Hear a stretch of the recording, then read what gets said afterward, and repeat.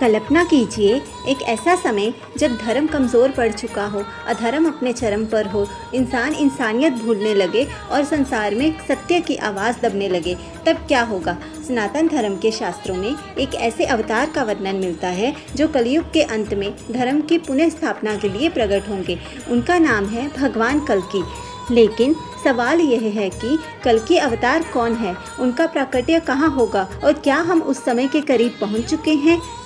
भगवान विष्णु ने संसार में धर्म की रक्षा के लिए अनेक अवतार धारण किए और परंपरा के अनुसार कल्कि उनका कलयुग का अंतिम अवतार माना जाता है। पुराणों में वर्णित है कि जब कलयुग में अधर्म अत्यधिक बढ़ जाएगा, धर्म और सत्य कमज़ोर पड़ जाएंगे और मनुष्य के जीवन में नैतिकता का पतन होने लगेगा, तब भगवान कल्कि का प्राकट्य होगा। यह केवल एक योद्धा की कथा नहीं है, यह उस विश्वास का प्रतीक है कि अधर्म कितना भी शक्तिशाली क्यों न दिखाई दे, धर्म का अंत नहीं होता। अब आता है सबसे रहस्यमय वर्णन।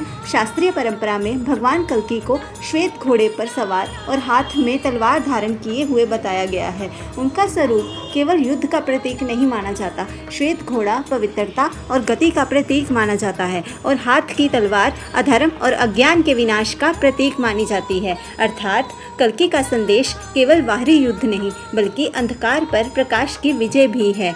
पुराणों के अनुसार भगवान कल्कि का जन्म शंभल ग्राम में विष्णु यश नामक ब्राह्मण के घर होने का वर्णन मिलता है।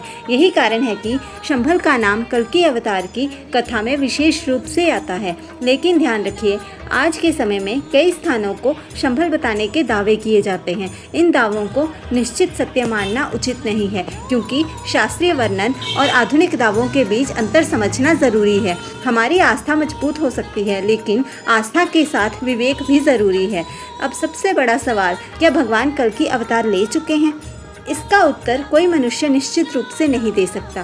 कल्कि अवतार के समय को लेकर अलग अलग दावे और भविष्यवाणियां इंटरनेट पर देखने को मिलती हैं, लेकिन केवल किसी वीडियो, पोस्ट या भविष्यवाणी के आधार पर यह कहना कि कल्कि अवतार आ चुके हैं शास्त्रीय रूप से प्रमाणित बात नहीं है। इसीलिए सनातन धर्म की कथा को समझिए, लेकिन अफवाहों से सावधान रहिए। और शायद कल्कि अवतार की सबसे बड़ी सीख यही है, हमें केवल यह सोचकर इंतज़ार नहीं करना चाहिए कि भगवान आएंगे और संसार बदल देंगे। हमें खुद से पूछना चाहिए, क्या मेरे भीतर सत्य है? क्या मेरे भीतर दया है? क्या मेरे भीतर धर्म है? क्योंकि जब संसार में अधर्म बढ़ता है तो बदलाव की शुरुआत केवल बाहर से नहीं होती, वह हमारे अपने हृदय से भी शुरू होती है। याद रखिए, कल्कि अवतार की कथा हमें भविष्य का डर नहीं देती, बल्कि वर्तमान में धर्म के मार्ग पर चलने की प्रेरणा देती है। जय श्री हरि। हरि नाम का स्मरण कीजिए।